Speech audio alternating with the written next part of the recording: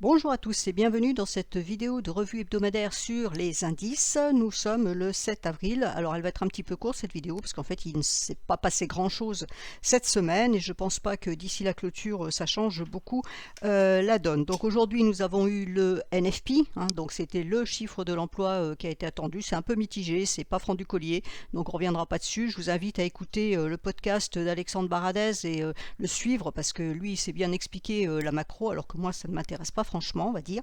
Donc voilà. Pour la semaine qui vient, par contre, il va y avoir encore des chiffres importants, donc qui pourraient justement voilà, renforcer ou non les chiffres d'aujourd'hui. Donc mercredi, nous aurons le CPI, donc le chiffre de l'inflation côté consommateur, et à la fin de journée, les minutes du FOMC.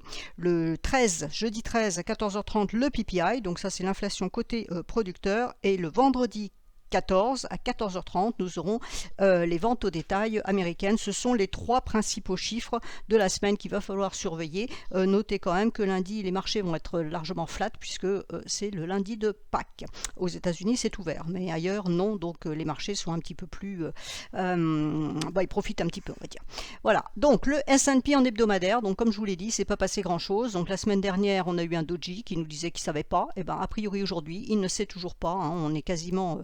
à quelques heures de la clôture et voilà, on n'a pas cassé cette Kijun hebdomadaire mensuelle, pardon. C'était un petit peu l'idée, c'était de dire est-ce que le NFP va nous permettre de casser enfin cette Kijun mensuelle et de propulser le S&P vers le haut. Et ben non, voilà, le NFP n'a donné que ça, donc c'est franchement pas grand chose. En principe, je dis bien en principe, j'ai deux bougies bleues, il m'en manque une troisième, donc on devrait pouvoir aller chercher ce niveau-là, les 4155 la semaine prochaine, mais voilà, vu comment dire, la lenteur du marché ou voilà, son manque de tendance certain, je suis pas sûr qu'on y arrive. On peut aussi rétrocéder dans l'autre sens. Donc c'est le niveau qu'il faut toujours surveiller, garder sur son écran, c'est les 4155. Si on les casse, on aurait 4190 en première résistance. Si par contre ça résiste, on peut avoir de la baisse ou alors continuer à latéraliser, c'est-à-dire continuer à ne strictement rien faire. Le Dow Jones, même chose, en hebdomadaire, pas grand-chose. On a un support ici qui correspond à la SSB hebdomadaire. Voilà, donc bon, il a tenté de monter aujourd'hui, mais pas très convaincu. On a une résistance ici qui correspond à la lagging span qui sera à 34 148. C'est un niveau éventuellement qu'on pourrait aller chercher si le marché veut monter la semaine prochaine. Et puis sinon, on surveillera donc les 33 255 en support. S'ils sont cassés, il pourrait y avoir un retour vers ce niveau important de Kijun mensuel à 32 740 qui est sur le même plan que la SSB hebdomadaire. Donc voilà, on est entre deux eaux, c'est complètement neutre. Soit ça passe ici, on va chercher à droite de tendance, soit ça passe ici, on peut redescendre ici, et attention, ça serait bien de ne pas rentrer dans le nuage. Il est épais, donc je ne le pense pas, à moins que tout d'un coup il y ait une très mauvaise nouvelle et que le marché enfonce vraiment, mais vu comme ça, c'est plutôt tellement flat que on se demande quelle dynamique pourrait agiter le marché. Quand on regarde en journalier, quand je vous dis qu'il ne se passe rien, voilà, les 3 derniers jours, ça c'est vendredi, donc mardi, mercredi, jeudi, vous voyez qu'il ne s'est strictement rien passé, on a corrigé, et depuis, voilà, on est sorti du nuage par la force des choses, puisque les bougies avancent, la lagging span n'arrive pas à sortir de son nuage, donc clairement zéro tendance pour le moment. Il faut casser le niveau des 33 846 et le niveau des 33 963 pour envisager d'aller chercher le niveau des 34 121.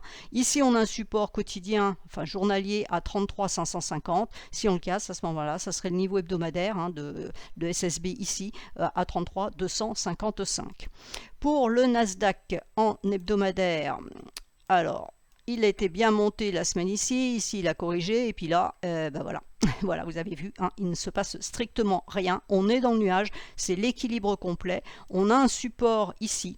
Voilà, un support à 13 180 et bizarrement, on est pile dessus. Voilà, on ne peut pas faire mieux. On est pile dessus, c'est ce niveau-là qui pour le moment tient les prix en échec. Donc il faut casser ce niveau-là et les 0,618 à 13 260,75 d'extension Fibo pour envisager d'aller chercher la Kijun mensuelle ici à 13 626, voire au-dessus. On a plusieurs niveaux, mais bon voilà, vu l'état du marché, on a eu une belle impulsion, mais franchement, ça ne concrétise absolument absolument pas. Voilà, en journalier, on est à l'horizontale, rien à dire, on est sur ce fameux niveau. En dessous des 0,618, ben, il faut casser un des deux niveaux. Si on casse le niveau hebdomadaire ici, on pourra avoir la Tenkan ici en support à 12 995. Si on casse les 0,618, c'est ce niveau-là, à 13 684. Donc neutralité parfaite, rien à signaler. Le DAX en hebdomadaire.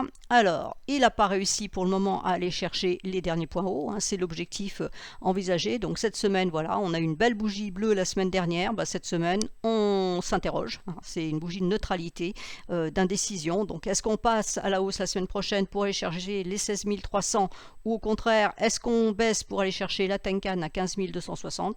Eh bien, ça sera la question. Donc il faut marquer ce niveau. Alors, on en a un autre ici, qu'on peut peut-être surveiller aussi en intraday, c'est les 15 553. Donc tant qu'on est au-dessus, on a un espoir d'aller chercher ça, ou de latéraliser là-dedans, hein, de ne rien faire à l'horizontale. Si on casse ce niveau-là, à ce moment-là, on pourrait peut-être envisager d'aller chercher la Tenkan en dessous.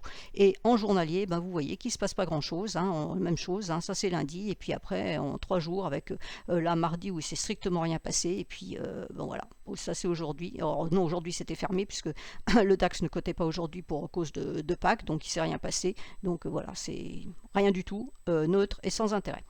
Le SMI en hebdo, donc en hebdo, il a calé la lagging span, a calé sur la Kijun mensuelle qui est ici. Hein, elle a en renfort la Kijun hebdomadaire ici à 11 296. Il faut casser ce niveau-là pour envisager de pouvoir aller chercher les 11 505. Par contre, si ce niveau résiste, à ce moment-là, ça sera un retour à la baisse vers le bas du nuage. Et en journalier, donc même chose, le SMI était fermé aujourd'hui. Donc en journalier, ben voilà, on voit la lagging span est coincée sur la Kijun journalière, donc elle est coincée sur la Kijun hebdo et sur la Kijun journalière, donc elle est vraiment complètement coincée.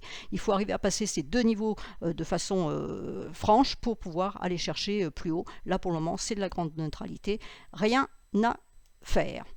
Le CAC, donc même chose, fermé aujourd'hui.